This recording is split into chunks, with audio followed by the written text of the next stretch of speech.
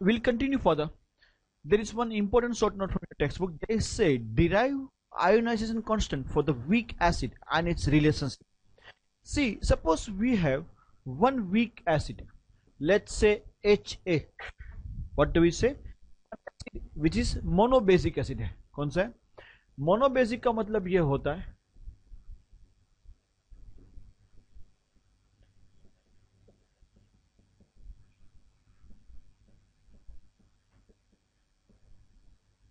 For monobasic weak acid के लिए हमारे पास रिएक्शन ये है एच ए प्लस पानी के साथ जब वो आएगा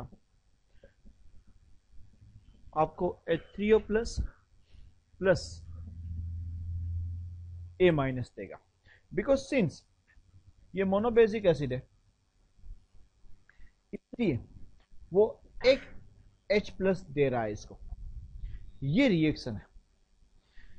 Now for this reaction, before I continue further in the derivation part, let me explain you one very simple but very important concept which is required to understand this derivation. Okay, उसके लिए मैं खाली एक काम कर रहा हूं.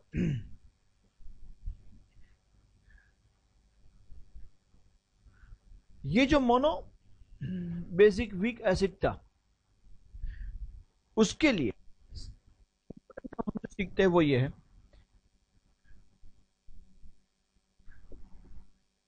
degree of ionization.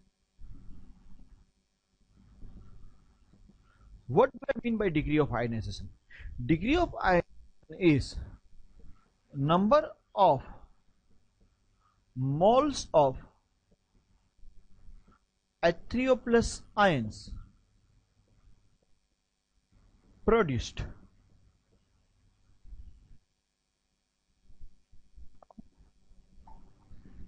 one mole of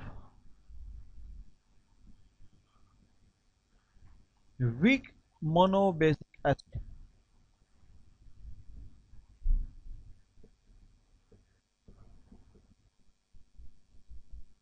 is known as degree of ionization.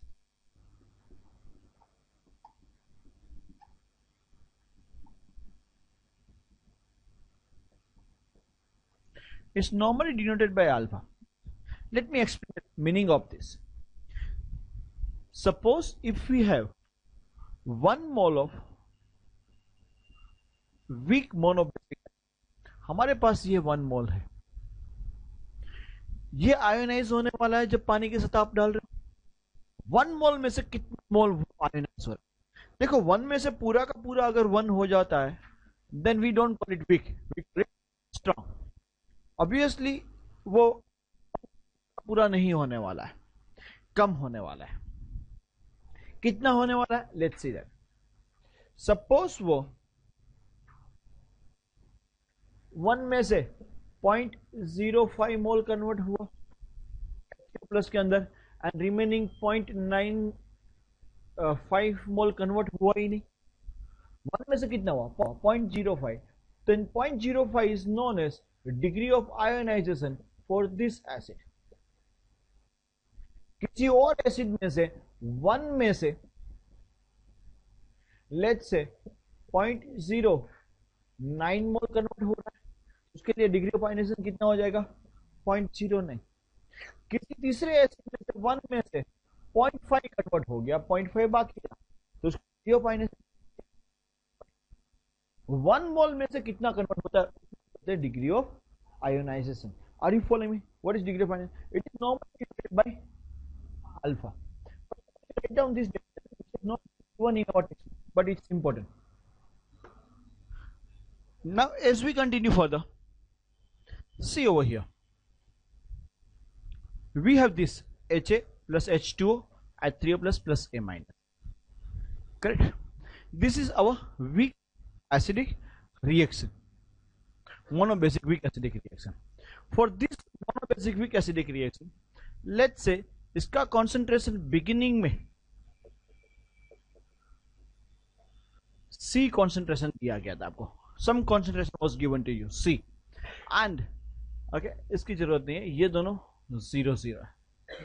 पानी का concentration throughout reaction remains constant. इसका concentration constant रहने वाला है इसलिए उसके बारे में हम बात नहीं करेंगे. वाटर का concentration going to remain constant. Now beginning के बाद ड्यूरिंग इक्विलिब्रियम, सपोज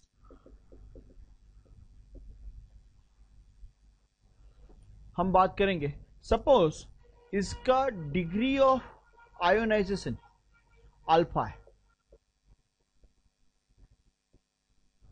तो आप बताओगे ये कितना यूज होगा ये वाला.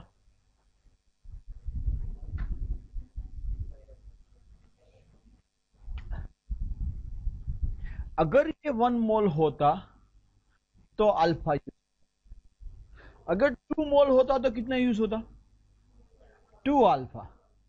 10 मोल होता तो 10 टाइम्स अल्फा, बिकॉज 1 में से यूज होता है. सी था, कितना यूज होना चाहिए ड्यूरिंग इक्विलिब्रियम. हम दो चीज लिखते हैं, ये कितना यूज होता, सी अल्फा. इसकी बात नहीं करेंगे, कांस्टेंट रहता है. ये प्रोड्यूस कितना होता, सी अल्फा, बिकॉज कोएफिशिएंट सबका सेम है.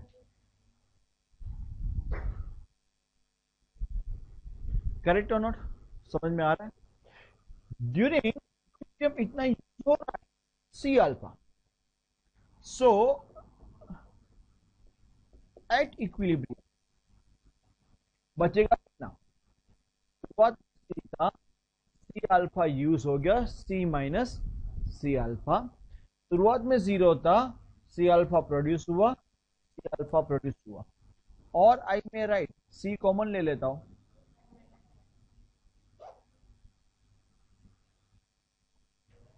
करेक्ट और not, are you following this. पानी का कॉन्सेंट्रेशन कांस्टेंट दे रहा है, उसको हम नहीं लिख रहा है.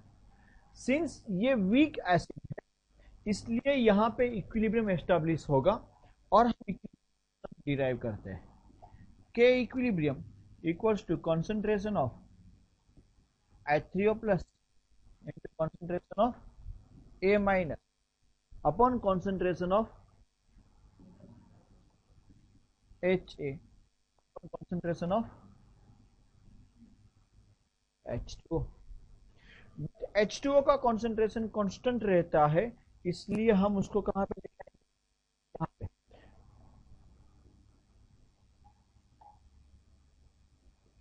K equilibrium into concentration of H2. ये दोनों कांस्टेंट, तो एक नया कांस्टेंट देंगे जिसको बोलेंगे हम के ए. क्या बोलेंगे, K. K equals to concentration of H3O plus A minus upon HA. K ए को बोलते हैं आयोनाइजेशन कांस्टेंट ऑफ एसिड. के को क्या बोलते हैं, अगर हम देखेंगे H3O प्लस का कॉन्सेंट्रेशन सी अल्फा था, ये भी सी अल्फा है, ये क्या है माइनस अल्फा. यहाँ पे सी अल्फा 1 माइनस अल्फा. यहाँ पे एक सी कैंसिल हो जाएगा, आपके पास बचेगा K equals to C alpha square 1 minus alpha. If we know degree of ionization,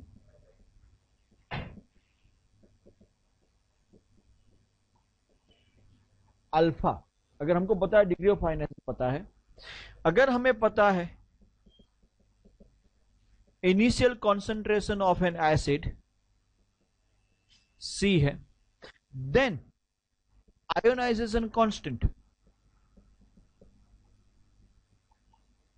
for that acid, जिसको हम के बोलते हैं, is always equals to C alpha square upon 1 minus alpha. ये मिलेगा.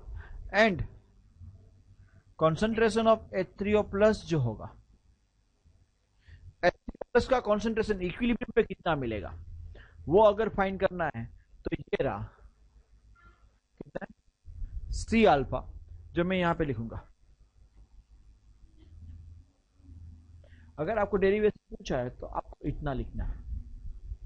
इज इट फाइन, समझ में आ रहा है.